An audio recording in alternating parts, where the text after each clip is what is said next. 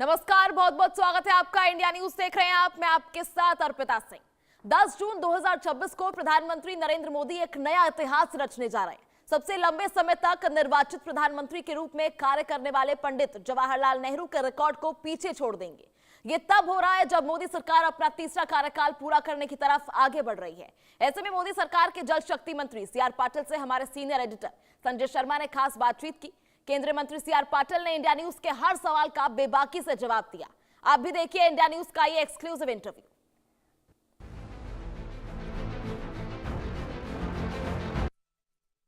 भारत सरकार के जल शक्ति मंत्री सीआर पाटिल साहब हमारे साथ में मौजूद हैं। पाटिल साहब, मोदी सरकार, प्रधानमंत्री नरेंद्र मोदी जी की सरकार ने 12 साल सत्ता में पूरे कर लिए केंद्र की सरकार में, और इस 12 साल में आपको क्या ऐसे बदलाव देखने को मिलते हैं जो आपको लगता है कि देश सच में बदला है? देखो, पहले जब 12 साल पहले देश की हालत क्या थी, आतंकवादी आकर कहीं पर भी बॉम्ब फोड़ के जाते थे, निर्दोष लोगों की हत्या हो जाती थी, कहीं भी आतंकवादी उधामा करते थे। आज आतंकवाद से देश को मुक्त करके देश को सुरक्षित कर दिया।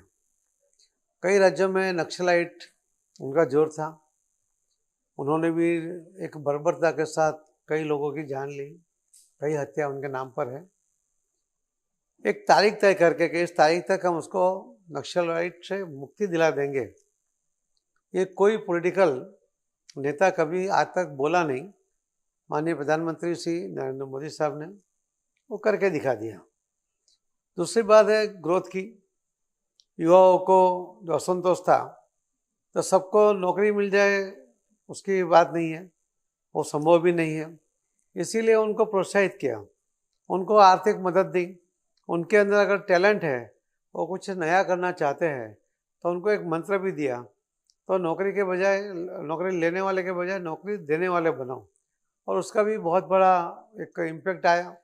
करोड़ों लोगों ने अपने नए नए टैलेंट के साथ, नई नई सोच के साथ उन्होंने प्रयोग किए, और उसमें सरकार की ओर से माननीय प्रधानमंत्री मोदी साहब ने जो सपोर्ट किया, उससे युवाओं को भी बहुत सी रोजगारी भी मिली। उन्होंने रोजगारी की तक खड़ी करे, दूसरों को भी उसके अंदर रोजगारी दिया है।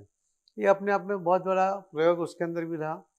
दूसरा, जो सभी लोगों को जैसे 30 साल पहले से कांग्रेस ने कई प्रोजेक्ट बनाए, उसने खातमुहूर्त किया और छोड़ दिया। इलेक्शन के टाइम में अगर कोई क्षेत्र में कोई डिमांड करते थे, वो हाँ कर देते थे, और उनको खुश करने के लिए खातमुहूर्त करके छोड़ देते थे, प्रोजेक्ट आगे नहीं बढ़ता था। पहले ही 5 साल में माननीय प्रधानमंत्री मोदी साहब ने ये सभी 30 साल से जो पेंडिंग थे, वो सभी प्रोजेक्ट पूरे कर दिए। ये अपने आप में बहुत बड़ी बात है। आप रेलवे देखिए, पहले सबसे दुखद अगर कोई प्रवास था तो रेलवे था। आज रेलवे अंदर इतनी सुविधा है कि लोग प्लेन के बजाय ट्रेन में जाना पसंद करते हैं। इस तरह की जो उनको सुविधा उन्होंने वहाँ पर कर दी। गंदगी से रेलवे को भी मुक्त कर दिया। जो पहले वंदे भारत आई, मेट्रो ट्रेन आई, और अभी तो बुलेट ट्रेन भी कुछ ही समय में वो भी शुरू हो जाएगी। हमारा इंफ्रास्ट्रक्चर तो सूरत से बिलीमोरा तक का जो पहला ट्रायल लेने वाले हैं, वो तो बिल्कुल रेडी हो गया है, और बॉम्बे तक भी आगे ले जाने की इनकी कोशिश अभी वो चल रही है। तो इस तरह से रेलवे की सुविधा, जो उन्होंने अलग अलग जगह पर जो एयरपोर्ट बनाए, उसके अंदर कनेक्टिविटी बढ़ी। पूर्वोत्तर के राज्यों में जाना बहुत मुश्किल था, कई घंटों लग जाते थे, एक्सीडेंट की संभावना बढ़ जाती थी। वहाँ पर भी उन्होंने एयरपोर्ट बनाकर एक कनेक्टिविटी बढ़ा दी। आज ग्रोथ करना है तो टाइम अगर हम ट्रैवलिंग में ही खर्च कर देंगे तो काम नहीं हो पाएगा। इसीलिए उसके अंदर भी उन्होंने बहुत बड़ा वो काम भी किया। कई जो इंडस्ट्री है जो बंद पड़ी हुई थी, जो खातर बनाते हैं, यानी खेतों में डालने के लिए यूरिया वगैरह जो बनाते हैं, वो फैक्ट्रियाँ बंद थी, उस सबको चालू किया। जो चालू थी उसका प्रोडक्शन बढ़ाने में भी वो सफल रहे। तो लोगों की जो आवश्यकता है, पैसा तो सब्सिडी सरकार देती थी, मगर उसकी आवश्यकता ख़त्म नहीं होती थी, यानी पूरी नहीं होती थी। आज उन्होंने उसके अंदर भी बहुत बड़ा काम किया। कोई क्षेत्र ऐसा नहीं बचा कि जहाँ पर माननीय प्रधानमंत्री मोदी साहब ने काम नहीं किया। जैसे हम देखेंगे, पानी की बात करेंगे तो हमारे यहाँ 4000 BCM की बारिश होती है, हमारी आवश्यकता सिर्फ 1120 BCM की है। और पानी का नियोजन नहीं होने के कारण आपको पूरा क्षेत्र प्रभावित हो जाता है। 6,500 डैम होने के बावजूद भी लोगों को पानी नहीं मिलता है। उन्होंने जो अटल जी की बात थी रिवर लिंकिंग की, वो गुजरात में मुख्यमंत्री होने के समय ही उन्होंने नर्मदा से साबरमती, साबरमती से कच्छ तक जितनी नदियाँ और तालाब आए, डैम आए, वो सबको पानी से भर दिया। तो रिवर लिंकिंग का पहला काम उन्होंने वहाँ पर किया।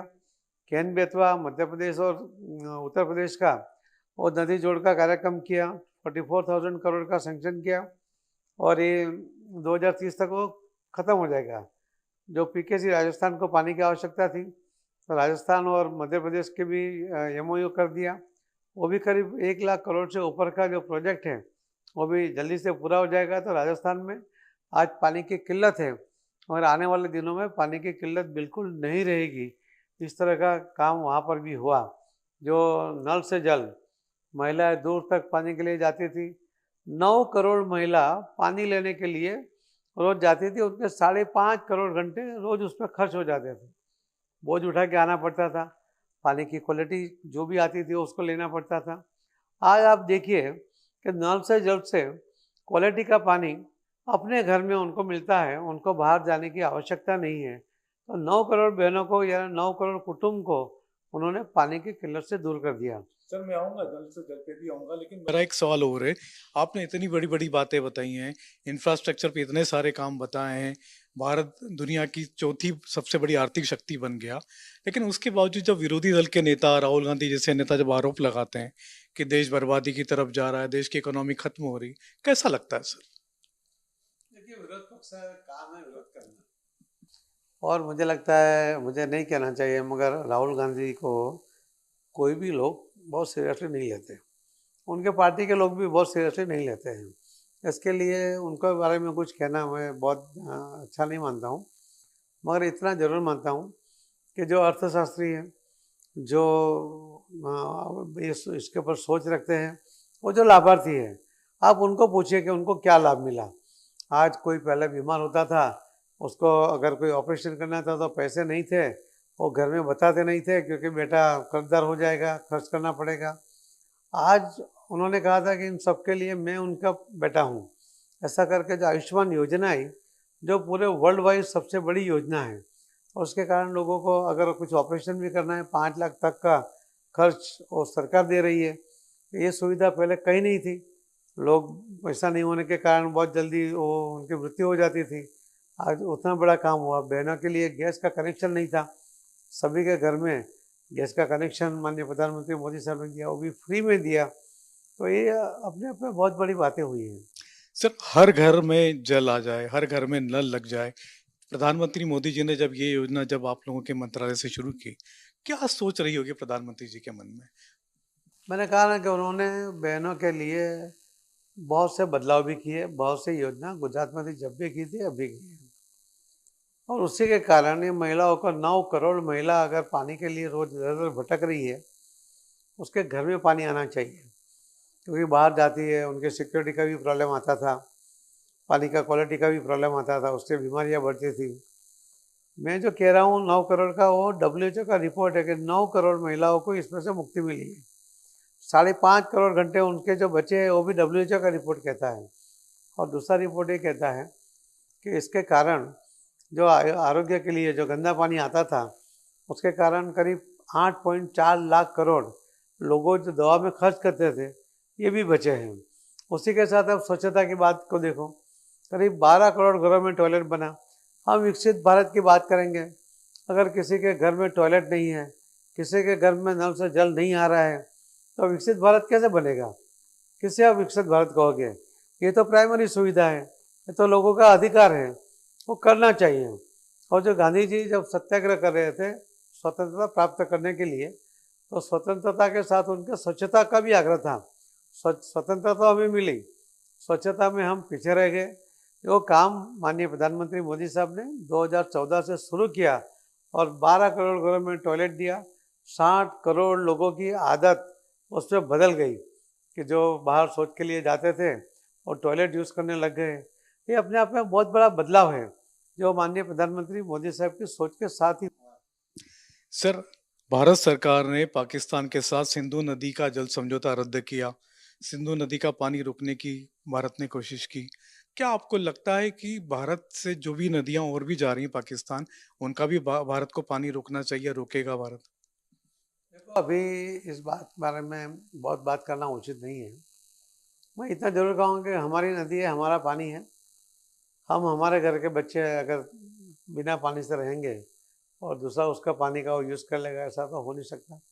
और इसीलिए ये जो अभी जो काम हुआ है, जो ट्रीटी कैंसिल हुई है, एबल्स में रख दिया गया है, उसके कारण जो पानी मिलेगा तो हमारे कई राज्यों की जो प्यास है वो पानी की प्यास बुझ जाएगी। क्या सिंधु नदी का पानी दूसरे राज्यों में आएगा जैसा आप बता रहे हैं? सिंधु नदी का पानी पंजाब में आएगा, हरियाणा में आएगा, दिल्ली में आएगा, राजस्थान भी जाएगा, हर जगह उसका पानी मिलेगा। सर, आपके मंत्रालय ने काफी योजनाएं चलाई हैं, कई सारी नदियों के शुद्धिकरण का भी काम चल रहा है। क्या गंगा नदी के शुद्धिकरण का काम आगे बढ़ा है सर? देखिए, गंगा नदी के ऊपर 211 एसटीपी बने हुए हैं। अभी भी कई नाले उसके अंदर जा रहे हैं। कानपुर एक ऐसा सिटी था कि हर बार जब नाला उसको टैप करते थे तो नए नाले आ जाते थे।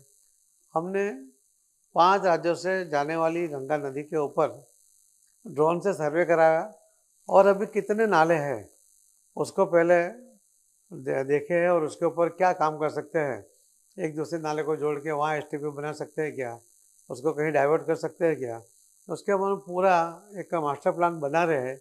और हम आने वाले दिनों में अभी जो पानी है शायद पीने जैसा नहीं हुआ और पीने जैसा हो जाए, इसके लिए हम कोशिश कर रहे हैं। इसके लिए हमें सबका सहकार भी चाहिए। हम किनारे के बसे गाँव को उनको भी एजुकेट कर रहे हैं कि नदी में कोई कचरा न जाए, उसके लिए भी आपको सपोर्ट करना चाहिए। तो वो भी काम उसके ऊपर हो रहा है। मुझे विश्वास है कि माँ गंगा सबका एक उसके अंदर आस्था है और गंगा को माननीय प्रधानमंत्री मोदी साहब ने जिस तरह से ये योजना बनाई है तो जरूर वो शुद्ध हो जाएगी। सर, यमुना नदी के बारे में हम बात करें, क्योंकि दिल्ली की पूरी लाइफलाइन कही जाती थी यमुना नदी, लेकिन उसका भी बड़ा प्रोजेक्ट आप लोगों ने हाथ में लिया है। कितना काम हो गया और कहाँ-कहाँ काम आपको लगता है कि होना बाकी है और कब तक हो जाएगा? देखिए, यमुना हरियाणा से होकर आती है, दिल्ली होकर वो जाती है आगे। तो दिल्ली के आने के पहले वो इतनी गंदी हो जाती है, उसके अंदर पोल्यूशन इतना आ जाता है कि पानी पीना मुश्किल हो जाता है। और इसीलिए अभी जो योजना बनी माननीय प्रधानमंत्री मोदी साहब ने और श्री अमित भाई शाह साहब ने, एक योजना बनी है कि उसको समयबद्ध रीति से उसको पूरा करना है।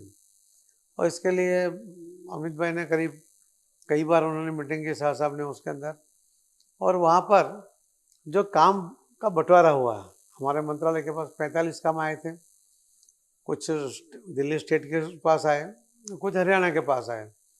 हमारे पास जो 45 काम थे उसमें से हमने 43 काम को चालू कर दिया। जो हमें करना था वो हमने काम शुरू कर दिया है। 2 जो काम बाकी अभी स्टार्ट नहीं हुए वो भी हम तो समय पे कर देंगे। उसी के तरह स्टेट भी अपना काम कर रहा है, दिल्ली भी और हरियाणा भी कर रहा है। हम अलग अलग योजना बना के उसको कैसे इसमें से निपटारा हो पाए उसके लिए कोशिश कर रहे हैं। मगर उसके अंदर रिजल्ट ज़रूर आएगा, क्योंकि मोदी साहब के निर्देश भी है। अमित भाई शाह साहब उसके लिए पूरा टाइम देकर उसके लिए सपोर्ट कर रहे हैं। सर, इस साल जो मौसम विभाग ने जो भविष्यवाणी की है वो ये की है कि इस साल एवरेज से कम बारिश होगी। तो आपको लगता है कि कहीं पानी का संकट नहीं होगा, पर्याप्त पानी रहेगा?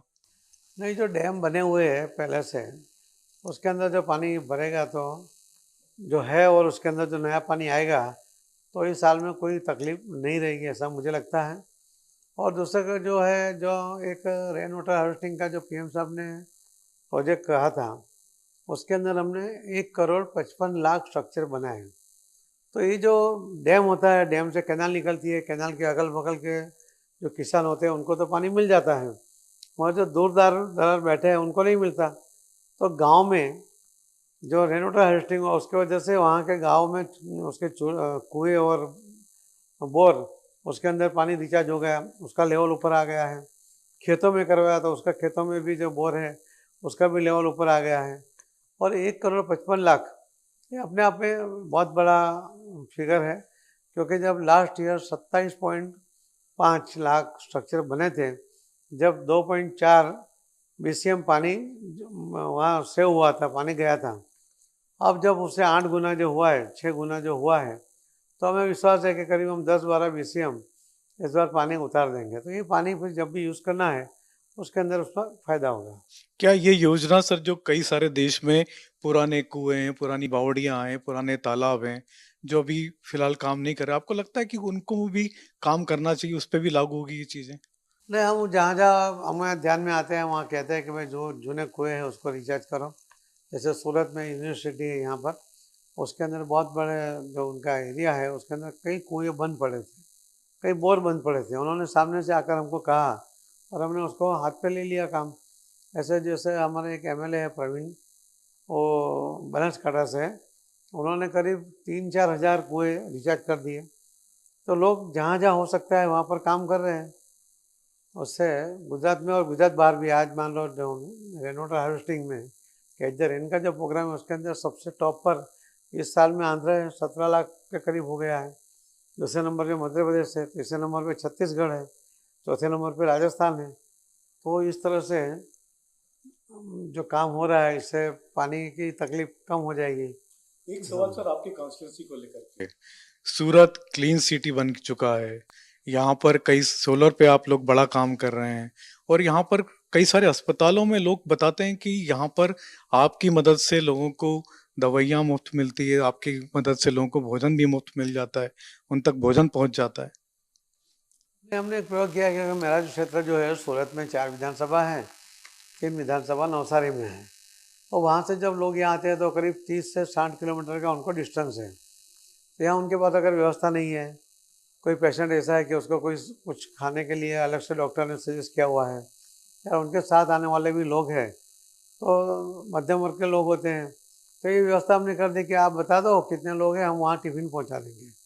तो ये व्यवस्था हमने की है कि जिससे कि तो हमारे क्षेत्र के लोग हैं, गुजरात के लोग हैं, तो उसके लिए तो करना ही है। जैसे गुजरात से भी कोई दिल्ली आता है तो हमारे यहाँ आता है, वो कोई खाने पीना नहीं जाता। व्यवस्था तो होनी भी चाहिए। एक आखिरी सवाल है सर आपसे, आपके ठीक पीछे ये जो तस्वीर दिखाई दे रही है, ये वो तस्वीर है जब 156 विधायक आपके नेतृत्व में बीजेपी ने गुजरात में बनाए थे। अब फिर से अगले साल गुजरात के विधानसभा चुनाव होने वाले हैं, क्या इस रिकॉर्ड को तोड़ेगी बीजेपी? अगली बार 182 हो जाएंगे। अगली बार 182 में से 182 सीट भारतीय जनता पार्टी जीतेगी। तो ये थे सीआर पाटिल साहब, जिनका कहना है कि पिछली बार का रिकॉर्ड बीजेपी अगले साल फिर तोड़ देगी। 156 का रिकॉर्ड तोड़ करके 180 के ऊपर विधायक बीजेपी बनाएगी गुजरात के चुनाव में, ये कहना सीआर पाटिल साहब का। बहुत बहुत धन्यवाद सर आपका। ये थे सीआर पाटिल साहब इंडिया न्यूज के लिए।